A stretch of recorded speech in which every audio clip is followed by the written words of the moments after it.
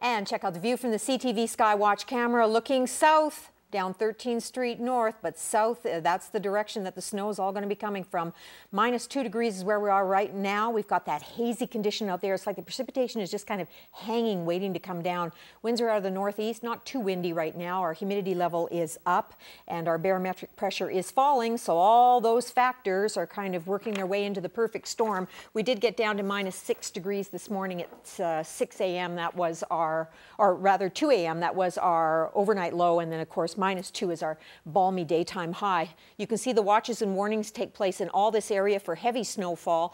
And as Jackie was saying in her portion of the newscast, that it looks like the heavier amounts of the snow are going to be kind of in a line from Claresholm east into the Brooks area. Could see 25 centimeters. Here, between 10 and 20 is what it's looking like right now. All areas are being impacted from that directional flow change out of the north. So there's another system, another low pressure center to the north that's impacting areas like the Northwest Territories. There's some heavy snowfall warnings there. And then there's a bit of a break in between. Edmonton really isn't expecting to see much in the way of snow. It's the system to the north, the system to the south, and then a break in between. But we're not in that break. We're going to be getting that precipitation.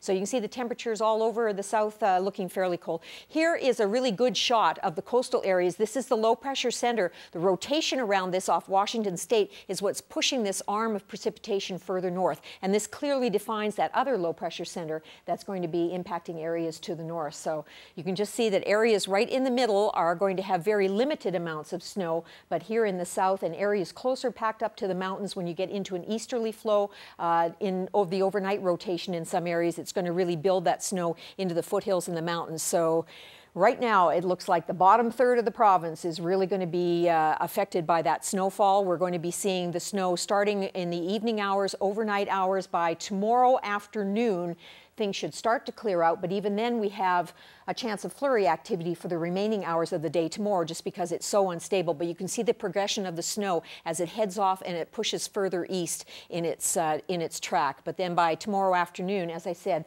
in southern Alberta, start to see clearing skies with that risk of flurry activity. Down east, totally different story. Lots of sunshine, good for them. 10 degrees in St. John's. We've got high teen numbers in some areas. You look at southern Ontario, but there is a big low pressure center moving across the Great Lakes. They're going to have rain, but they're going to have fairly healthy temperatures for the next few days. On this side of the division between East and West Canada, Western Canada is looking at the deep freeze. Not so much in Winnipeg right now, 7 degrees, but the warnings are out for southern Saskatchewan, south central Saskatchewan, and then southern Alberta and southeastern BC as far as the heavy snowfall warnings. You can see the temperatures very cool. We've got cloudy skies and 9 degrees in Vancouver right now. Got a little bit of sunshine in Whitehorse, -8 right now, and it is snowing in Yellowknife at -1 degree. Overnight forecast, here you go. Showers mixed with snow for you folks in East Kootenay, -1 for a low, 2 degrees for a high tomorrow. You'll have cloudy skies with flurries in the afternoon hours. Crow's Nest Pass, 10 to 20 centimeters of snow tonight, expected -6 for a low, cloudy with flurries by tomorrow afternoon, -5 for a daytime high. Medicine Hat, rain, snow tonight, 10 centimeters of snow possible tomorrow for you and a high of 0.